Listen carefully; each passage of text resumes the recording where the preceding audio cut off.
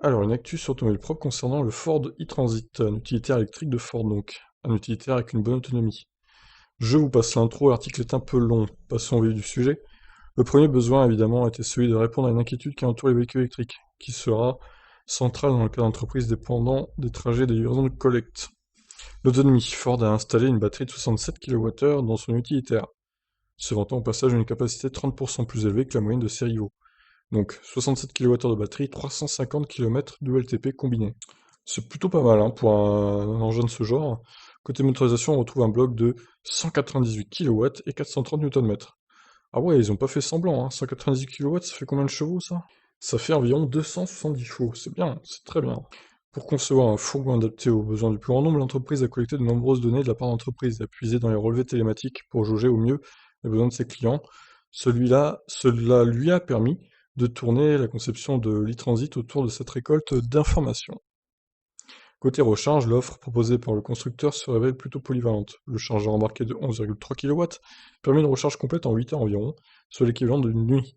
Le constructeur a passé un accord avec le réseau Unity pour la recharge rapide tolérant jusqu'à 115 kW de puissance et les transits passent alors de 15 à 80% d'autonomie en approximativement une demi-heure. Enfin, Ford met à disposition les réseaux Ford Pass en partenariat avec NewMotion afin de donner accès à 160 000 bornes en Europe. Outre son autonomie, l'e-Transit a été pensé pour répondre aux besoins de tous les artisans et de tous les professionnels. C'est pour ça qu'il est décliné en 25 variantes. 25 variantes, mais c'est énorme. Il est possible de choisir parmi 3 longueurs et 2 hauteurs différentes, mais Ford se targue surtout d'avoir respecté un volume de chargement similaire à celui de son équivalent diesel, en installant les batteries sous plancher. Bah, ils ont fait du bon boulot, hein, Ford, sur leur utilitaire, je pense, là. De fait, le van électrique proposa entre 9 et 15 mètres cubes de volume, avec une charge utile allant de 1 tonne 6 à 1 tonne 9. En revanche, il n'y a pas de volume de chargement à l'avant, car l'ensemble des technologies liées au groupe moteur-propulseur et à l'optimisation de la batterie sont situées sous le capot. Il offre les mêmes points d'accès et de chargement que la version diesel, et la même architecture afin que les clients de la marque puissent directement y installer leur aménagement spécifique au transit à moteur thermique. Très bien. Donc une suspension arrière indépendante et résistante aux charges lourdes, tout en renforçant le châssis pour qu'il réponde au même cahier des charges. Les roues arrière sont motrices, et Ford ne prévoit pas de version 4 roues motrices puisque la configuration propulsion est jugée suffisante par les développeurs. Les Transit offrent 3 modes de conduite, Eco, Normal et Slippery. Le premier permet de réduire de 8 à 10% la conso d'énergie, tandis que le dernier a été développé pour renforcer la sécurité des clients de Ford. La marque insiste d'ailleurs sur la sécurité puisque l'e-Transit est équipé de la reconnaissance des panneaux de signalisation, de caméras 360 degrés et du Reverse Brake Assist qui permet un freinage d'urgence même en marche arrière lors des manœuvres à basse vitesse. Le constructeur révèle avoir soumis son utilitaire à des séries de tests aussi rudes que les autres utilitaires du même nom, pour qui il mérite de porter le badge Transit. Dans les faits, le prototype ont subi de tests sur des routes plus ou moins bien entretenues, dans toutes les conditions routières ou météorologiques. Ces 240 000 km de mise à l'épreuve ont permis à Ford de s'assurer que l'e-Transit offrait les mêmes capacités, été comme hiver, et dans toutes les régions.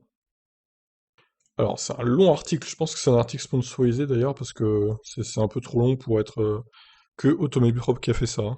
Alors, il a été développé pour être un atelier roulant. Ford a développé un système appelé Pro Power Onboard, qui est un générateur intégré offrant jusqu'à 2,3 kW pour alimenter des outils ou de l'équipement.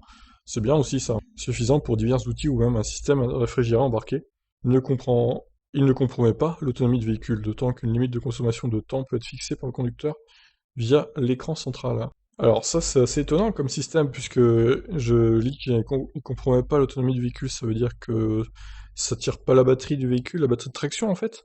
C'est un truc que tu alimentes, que tu recharges à part, c'est assez étonnant. L'écran central de 12 pouces est d'ailleurs équipé d'une toute nouvelle version de son logiciel nommé Sync 4, qui est déployé pour la première fois dans les utilitaires à l'ovale bleu. Bon bref, je vous passe le reste. Le Ford Transit sera construit en Turquie sur la même production que le Transit hybride rechargeable arrivera sur le marché européen au printemps 2022. Le transit électrique sera livré avec un service de maintenance d'1 an. Les équipements haute tension, notamment la batterie, seront garantis 8 ans ou 160 000 km. Si le tarif n'est pas encore révélé, Ford assure qu'il sera compétitif face au reste du marché. Ouais, on attend de voir le tarif avant de tirer les conclusions finales, mais ça s'annonce plutôt pas mal hein, quand même, cet utilitaire électrique là. Il y a un bel écran central en plus. Franchement, ils ont fait un bon boulot, je pense, avec cet utilitaire. Pour une fois, il y a un utilitaire qui est convenable, même plutôt bien.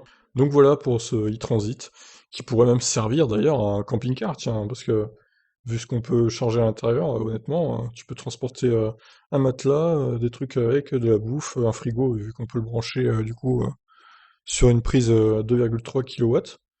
Donc c'est pas mal, hein. Pas mal du tout ce petit Ford e-Transit. Je vous laisse réagir, qu'est-ce que vous en pensez? Ciao ciao.